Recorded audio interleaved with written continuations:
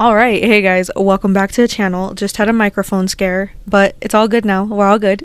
And boy, do I have a story for you today. Now, before I get into it and before anything else, I just want to do a disclaimer, okay? I'm going to be talking about some very gruesome things such as cannibalism and necrophilia and murder. I don't want to get taken down, so yeah, I'm just taking some precautions. And yeah, I'm going to be talking about some pretty nasty, gnarly things that some of you may not be comfortable with hearing. So yeah, just a disclaimer, going to be talking about some crime things. Now, obviously, I am not a crime channel, but I feel like this was right up my alley because it is one, it's based on true story. Two, it's a manga, and three, it's based on a true story that the author is involved in. Dun dun dun. So yeah, we're going to be talking about some pretty gruesome and gnarly things. So if you are very faint-hearted or sensitive about that stuff and just don't want to hear about it, please click off now. Okay, now with that out of the way, let me get into it. So I was scrolling through my feed looking for something to make a video about, and I found the perfect thing, like I already said. So this post, I saw it from the account Dose of Anime. Go follow them if you haven't. That's where I get some of my feed from, some of my topics from. So their post says, most disturbing manga that you can't read. Sagawa, the author, his full name is Issei Sagawa, we'll get to more of him in a minute, is a manga written by a murderer who killed and ate his victim. He drew his eating experience in the manga. Sagawa manga is really hard to find online. It is really hard. I personally didn't look for it, but it's also wicked expensive, like $80-$90 just for a copy of this manga. And it's also very hard to find because only a handful of copies were made, and all those copies were never published in English. They're only in Japanese. So yeah, I'm not going to be looking for this. I won't be finding it anytime soon. I am curious, but I don't see myself looking for this manga, like seeking it in the future. And also, I got most of my facts from SidSnap. I hope I'm pronouncing your YouTube name correctly. I really hope so, because I watched your video. If you're watching this, which I doubt you are, but if you are, I watched your video, SidSnap, about this cannibalistic manga writer person, and I love the video, clear cut, straight to the point, and I subscribed, okay? It was enough to make me subscribe. I love you. I subscribed to your podcast. Love your podcast, okay? You and your husband are so cute. I haven't seen your other videos, but I've seen the thumbnails, and oh my god, you guys are goals. Okay, anyways, back on topic. So in her video, like, she mentioned a few things that I wrote down and just wanted to mention. And so yeah, also, I just want to make clear, I am not a forensics YouTuber. I don't do just crime videos and stuff like that. But this one, like, it piqued my interest, and it's a real life manga that you can actually find, like I said. And it's based on a true story. Everything is true, and this whole story is actually just really crazy in general. And it's gonna piss some people off, honestly. It pissed me off a little bit. The most disturbing part was, oh my god, okay, let me just get into it. So yeah, I'm not a forensic YouTuber. This usually isn't my style, but it's manga mixed with crime. And I've never mentioned this on here before because, like I said, it's not really a big part of my channel, but I am a crime junkie, okay? I love murder, mystery, crime. I love, oh my god, yes. I look into stuff on my own sometimes, and I love horror movies and just all stuff like that around that. I listen to, true crime podcasts. Yeah, I'm a huge crime junkie. I like looking into stuff like that. It's just very interesting to me. It intrigues me. And yeah, so without further ado, let's get into it. I am so sorry. That was such a long intro. Okay, let's get into it. I am so sorry. One last thing. Since I'm not a forensics YouTuber, I will not be going into the nitty-gritty details about this.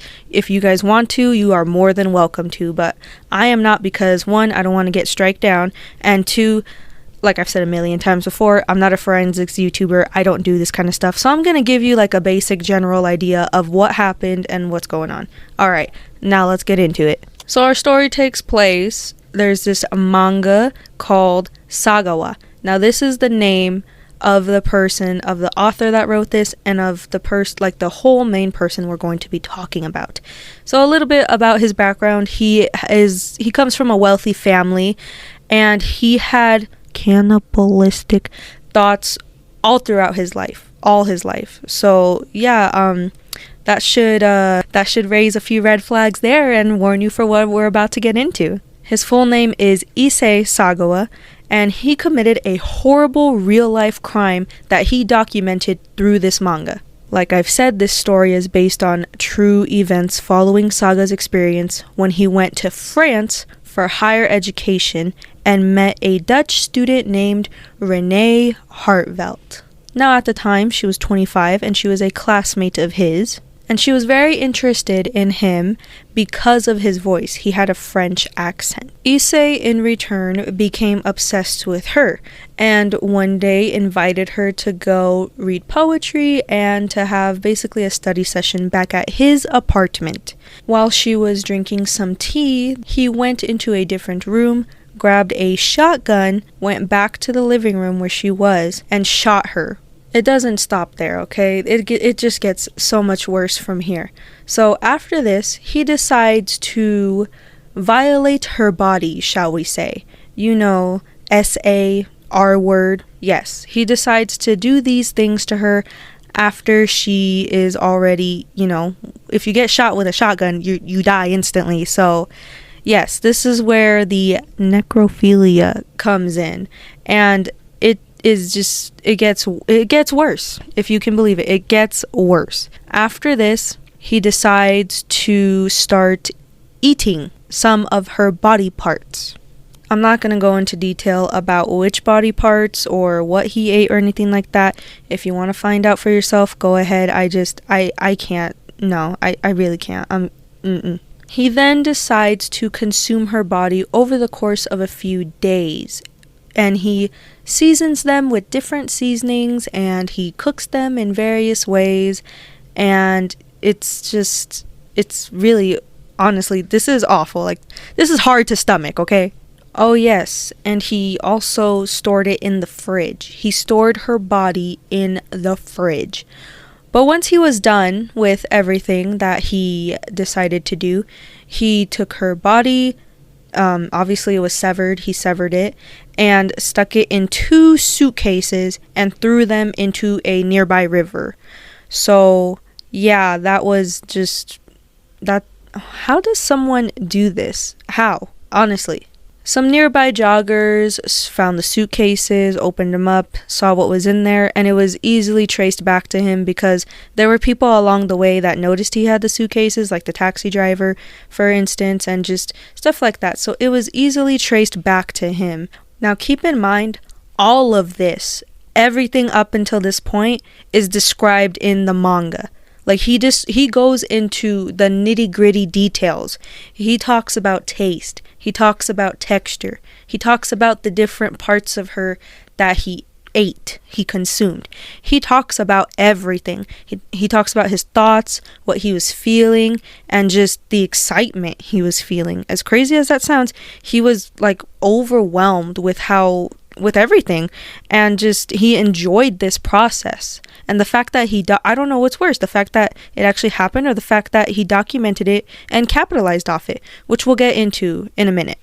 So after he was caught, he was deemed legally insane and was sent back to Japan to stay in a psychological institute for the rest of his life.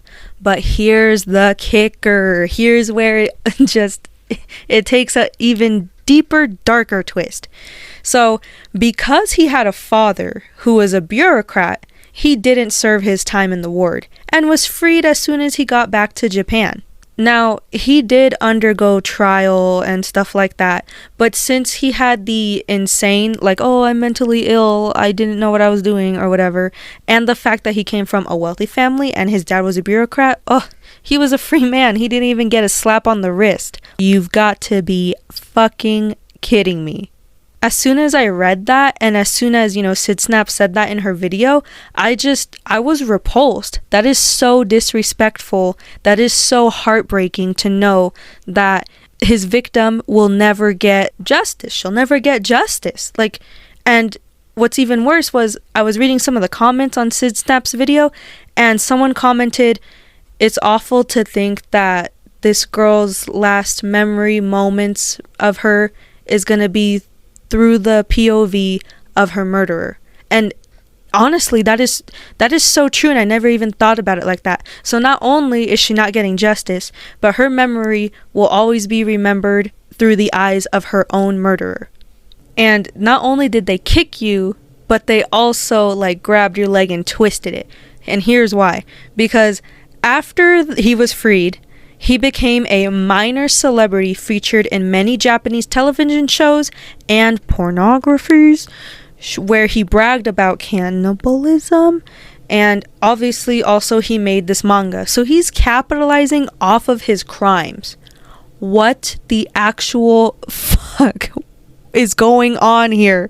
Anyways, after all of this, he passed away in November 2022 due to pneumonia. Now, I did do a little bit more research on him and his personal life or whatever, and this is not the first case of him showing these behaviors. There's multiple cases of him and minors and eating certain parts of their body, and just, there's like, this is not the first time, okay? And I'm probably sure it was not his last. Like I said, he had these thoughts all throughout his life, and he was so excited that he finally got the chance. And just, it's very disturbing to read. It's very disgusting to read. Sid Snap goes into the manga. She actually has her own copy, so yeah. And then she also paid someone to translate it for her because she couldn't read all of it. So yeah, I don't have a copy myself, like I've said, and I don't plan on getting a copy at all anytime soon, no matter how curious I am.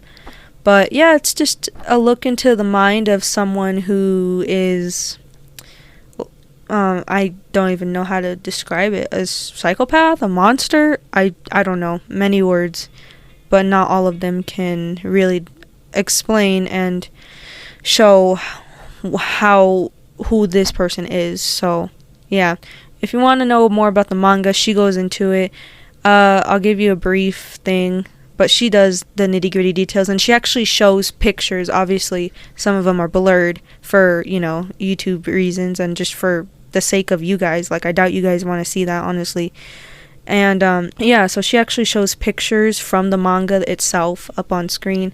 And it's just him, like, it's just drawings of him eating and consuming human flesh, and, like, It's disgusting, honestly. You guys really don't want to see that.